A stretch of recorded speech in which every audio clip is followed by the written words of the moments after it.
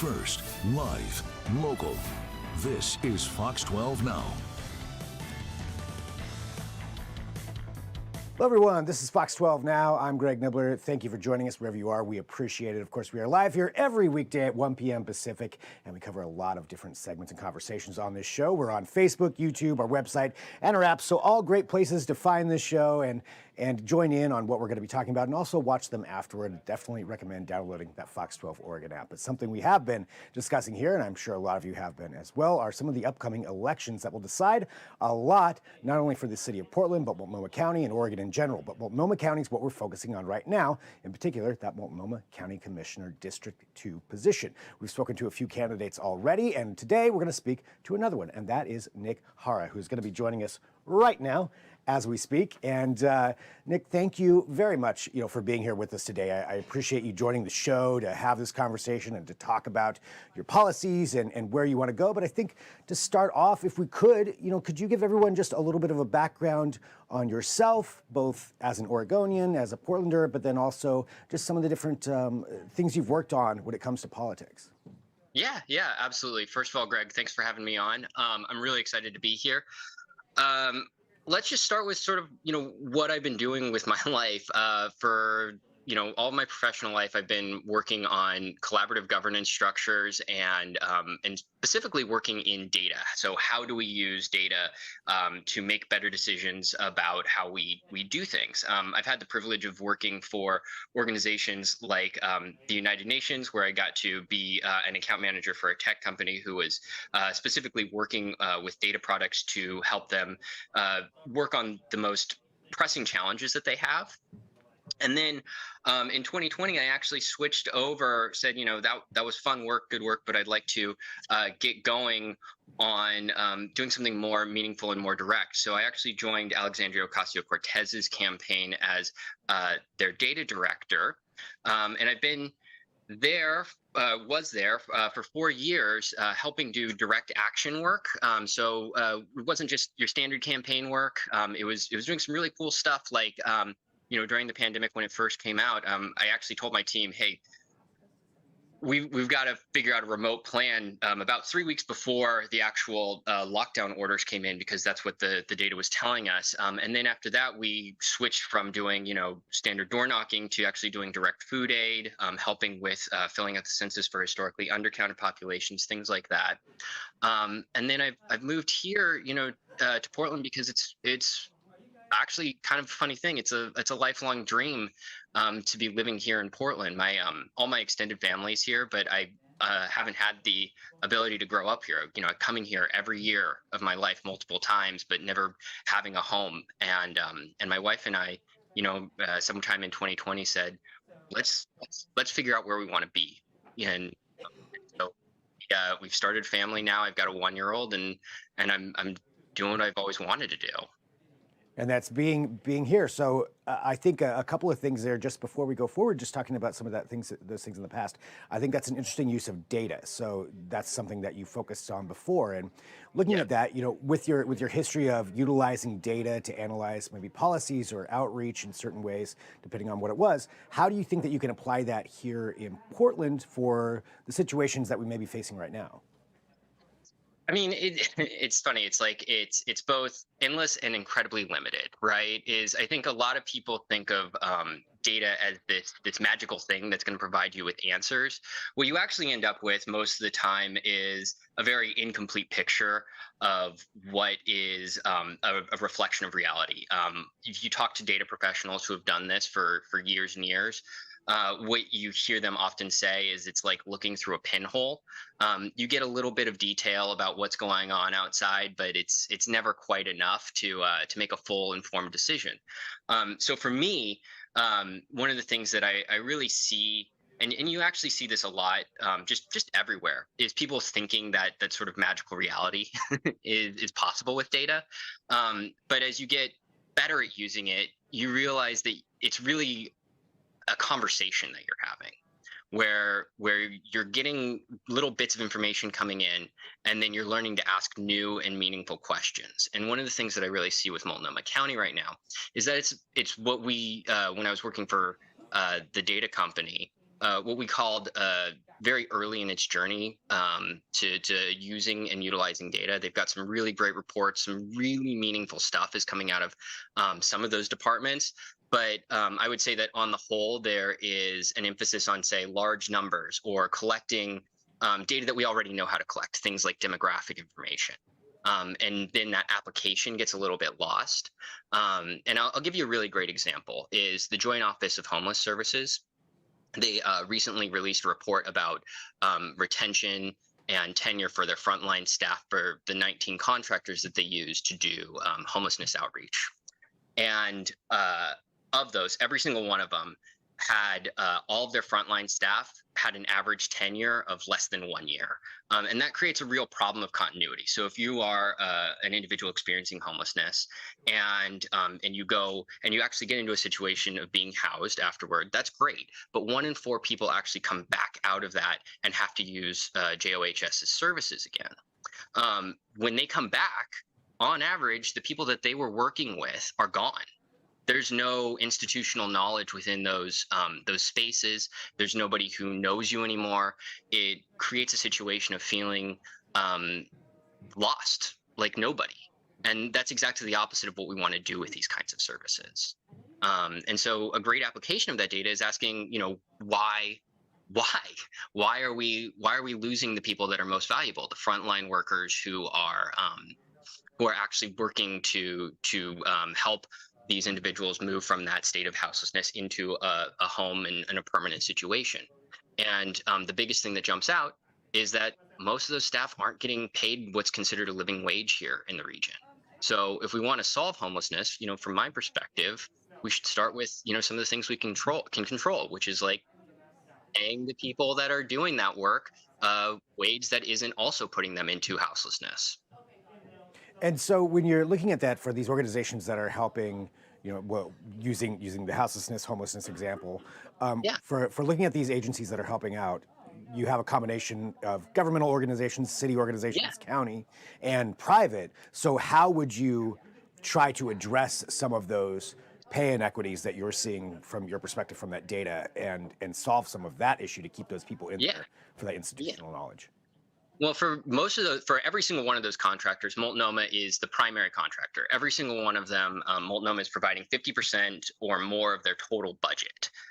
So when we're, as a county, looking at it going, oh, we can't do anything, that's kind of an odd notion considering that we're providing all of the funding to those organizations. So that means that we should be looking at our contracting practices. How are we ensuring fair wages? We don't talk a lot about how Multnomah County is literally contractually bound with the way that it functions with our unions to provide living wages. And that's something that for some reason we're not extending as a practice to our contract staff.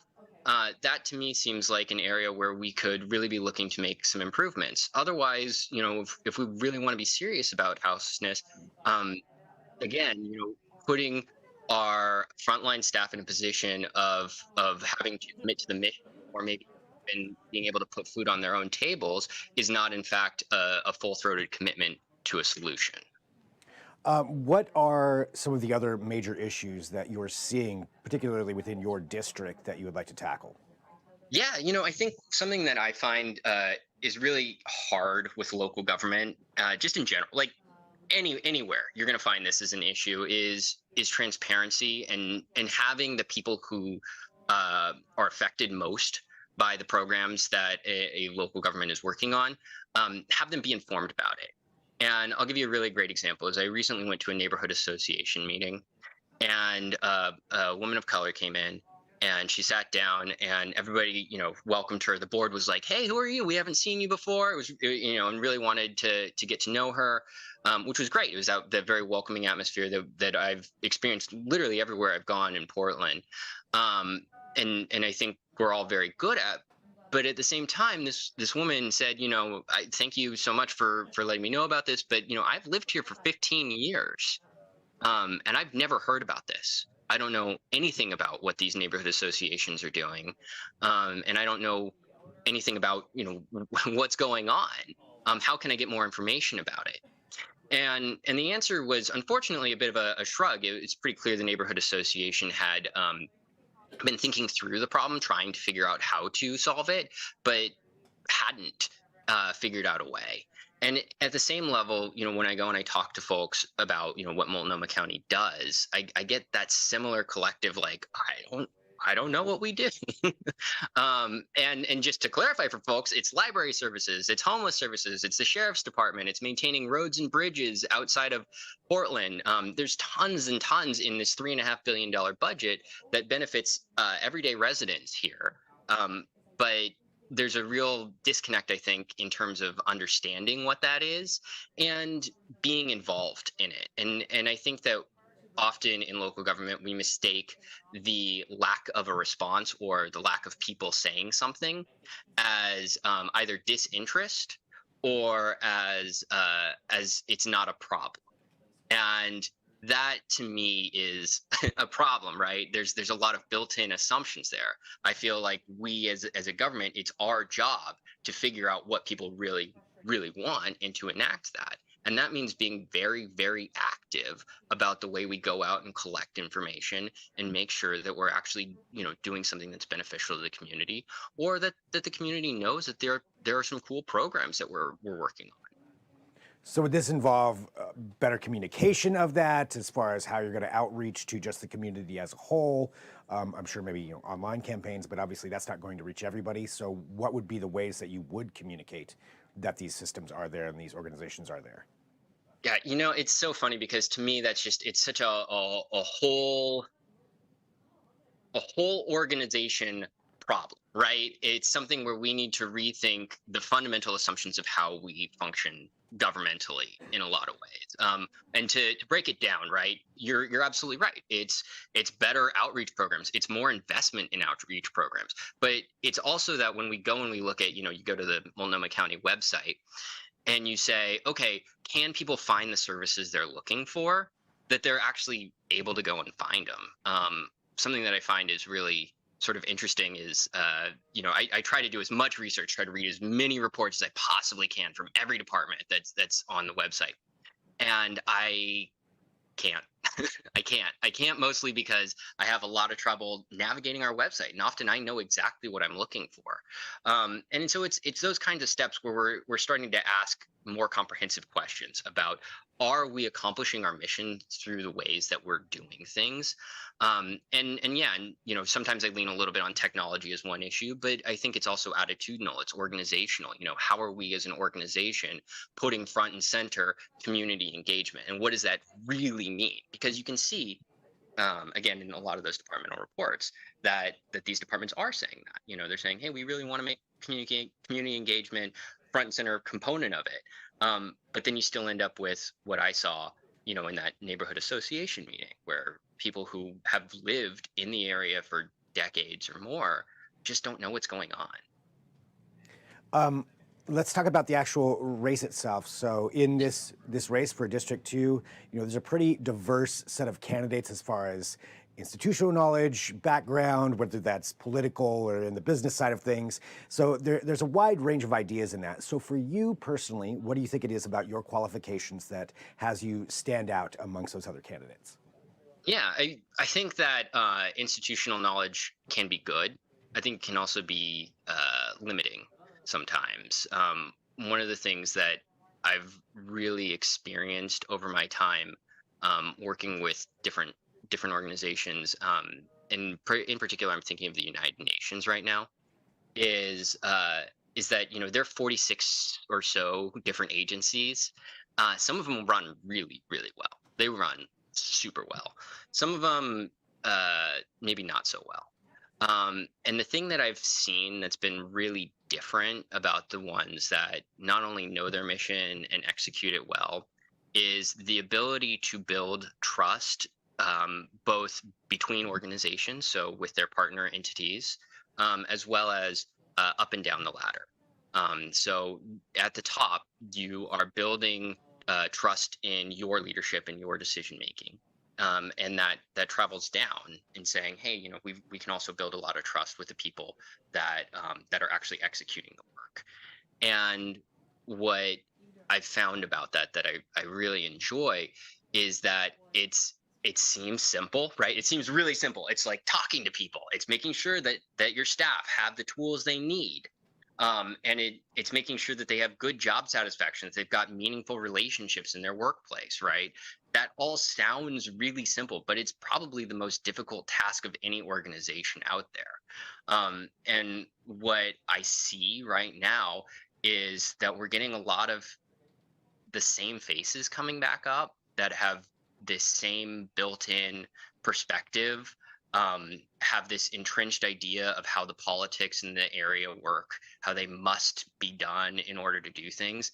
And so when I hear things like, hey, let's be collaborative, there's not a lot of focus on understanding that collaboration is a whole entity thing, that you have to be getting in there, and you have to be really open to this concept of a few things. That I would say the best piece of advice I've ever gotten is, when you don't know, just say you don't know. You know, and you have to be able to step back and just say, you know what, sometimes I'm wrong, but I take responsibility for that. I'm part of this decision making structure. I would, as a commissioner, I would be at the top. I would be fundamentally taking responsibility for our successes, for our failures, and trying to figure out how we can make changes that support our staff at the county level, that support our partners in Metro and in Portland, and try to build more meaningful relationships that aren't worried about politics, that aren't worried about, any of those things that create distrust within a system. Well, Nick Hara, I want to say thank you very much, for joining us here today to talk about your standpoint when it comes to this race, and just discussing, where you're at and what you would like to do, and some of your background, just getting to know you a little bit more. And I appreciate you very, very much being here. So thanks for being here on Fox 12 Now. Yeah, real pleasure, Greg. All right. And for everybody else who's, Nick, one more thing really quick. For people who want more information about your candidacy, where should we direct them? Yeah, you can follow my Instagram at picknickhara, get the pun there, and my website at nickhara.com. Fantastic. Nick, thank you very much for being here today. All right, thanks.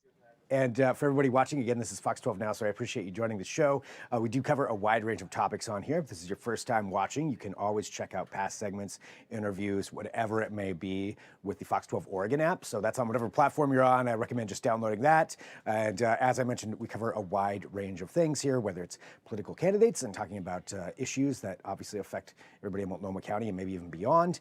And up next, though, we're going to switch gears. We're going to talk about somebody who is from Portland, who is going to be competing in an MMA battle in Las Vegas. So this is an MMA fighter, former world champion. Brett Primus is going to be joining us, talk about his really interesting backstory in the state of Oregon, growing up in Eugene, and then competing in this. So that's, again, coming up at 1:30 p.m. Pacific if you're watching live. So like I mentioned, wide range of topics. And if there's breaking news, we also cover that as well right here in Fox 12 Now, anytime between 1 p.m. and 4 p.m. Outside of our regular newscasts, this is the place to go. So wherever you're watching me, we'll have that, whatever it may be, should that come up. We'll be here bringing you that information. But we'll sign up for right now, and we'll gear up here.